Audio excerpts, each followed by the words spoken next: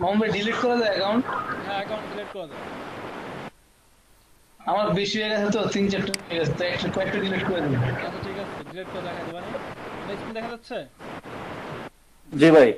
আচ্ছা, হ্যাঁ দেখা যাচ্ছে। তো আমি আবার ব্লগে আবার যাই, ব্লগার।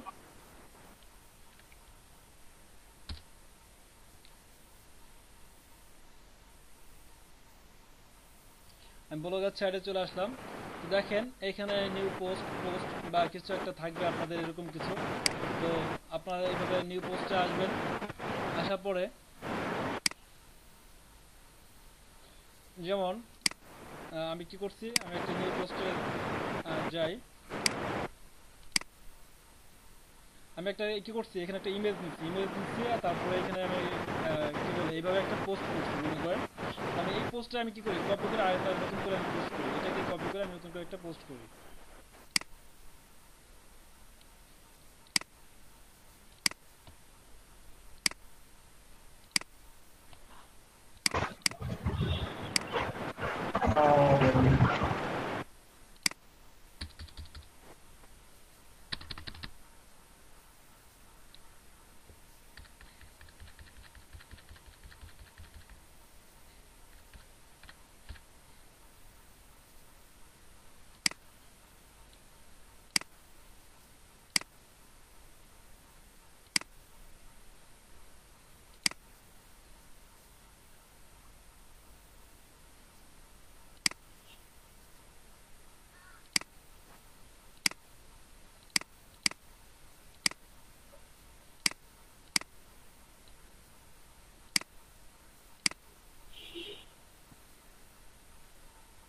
কি হলো?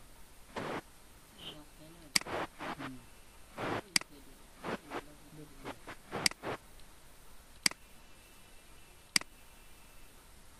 স্পেস বাটন দিয়ে আনতে হবে।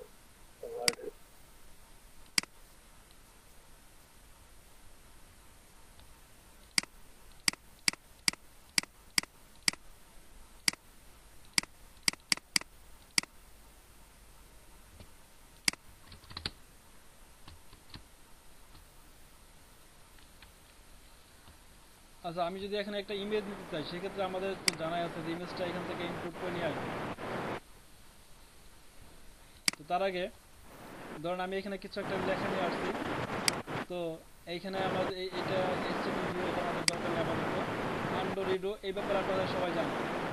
তারপরে যদি আমরা ফন্ট পরিবর্তন করতে চাই, এই যে আমরা লেখা লিখছি, যদি ফন্ট পরিবর্তন করতে চাই তাহলে এখান থেকে কি করতে পারি, ফন্টটাকে পরিবর্তন করতে পারি। তারপরে ফন্টগুলোকে যদি আমরা ছোট বড় করতে চাই এখান থেকে আমরা চাইলে কি করতে পারি, ছোট বড় করতে পারি।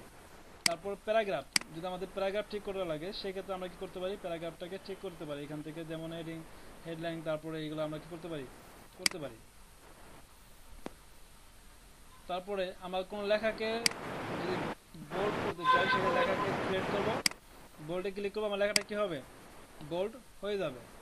তারপরে চাইলে আন্ডারলাইন করতে পারি লেখাগুলোকে।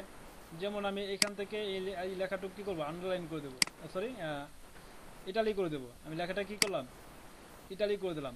যদি আমার কোনো লেখাকে আন্ডারলাইন করা লাগে তাহলে আমি কি করতে পারি, কোনো লেখাকে আন্ডারলাইন করে দিতে পারি। লেখাটাকে কি করলাম, আন্ডারলাইন করে দিলাম, লেখাটাকে আন্ডারলাইন। আচ্ছা, তারপরে ব্যাকগ্রাউন্ড কালার, যদি আমার কোনো লেখাকে যদি ব্যাকগ্রাউন্ড কালার করতে হয় সেক্ষেত্রে আমি কি করতে পারি, লেখাকে ব্যাকগ্রাউন্ড কালার সাথে করে দিতে পারি। তাহলে আমি এটা করতে পারি, এই যে যদি না রাখতে চাই সিলেক্ট করে ব্যাকগ্রাউন্ড কালার, এই যে এটাকে কি করব, হোয়াইট করে। হোয়াইট করে দিলাম, কিন্তু এটা একটু clear হয় নাই পুরোটা। আচ্ছা, এই যে এটা এখানে উপরে গেছে। আচ্ছা, তারপরে আমরা যদি এই যে লেখাটাকে, এই লেখার মাঝ বরাবর যদি আমরা যদি একটা দাগ দিতে চাই সেক্ষেত্রে আমি চাইলে এখান থেকে দিতে পারি। যেমন একটু দেখাই আমি, এটাকে আমি ক্লিক করলাম, দেখেন এই লেখাটা মাঝ বরাবর দাগ হয়ে গেছে। এই ক্ষেত্রে এগুলো কখন দরকার হবে, ধরুন এটা আমার কখন দরকার হবে, কোনো কিছু দেখা গেলো আমি বুঝাইতেছি লিখতেছি, দেখা গেলো আগে এই জিনিসটা ছিল এখন এটা বাদ, এখন নতুন করে আবার জিনিসটা বুঝাইলাম। যেমন দেখা গেলো আমি কোনো একটা কিছু প্রাইস করছি, যেমন আগে ছিল কি বলে 90% ছাড়া, বিদ্যুৎ আবার গেছে, কম্পিউটার বন্ধ হয়ে যাবে আবার। তো এই ধরনের কিছু যদি বুঝাইতে চাই, এখন এই লেখা নিয়ে আমি এখন কোনো কথা বলবো না। বিদ্যুৎ চলে গেছে আবার। তো আমি কি করলাম, এটাকে আমি কি করি, পাবলিশ করে দিই। পাবলিশ করে দিলে কি হবে, আমার সেভ হয়ে যাবে। তো আমি এখানে মেনু নিয়ে কোনো কথা বললাম না, এখন আরো অনেক কাজ আছে, আমি আগে পাবলিশ করে দিই। এটা কি আমার কি হয়েছে, সেভ হয়ে গেছে। আচ্ছা, এটা কোনো টাইটেল দিচ্ছিলাম না, টাইটেল নাম অবশেষে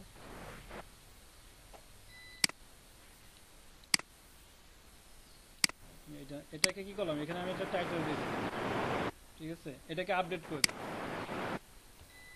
আর আপনারা তো ইমেজ আপলোড করতে পারবেন, ইমেজটাকে আপলোড করে নেবেন।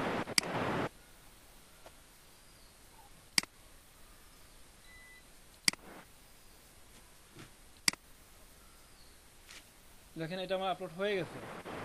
এখন আমি এটাকে ভিউ করে দেখবো কিভাবে, এই যে ব্লগ ভিউ ক্লিক করি, দেখবেন এখানে ব্লগ ভিউ হয়ে যাবে।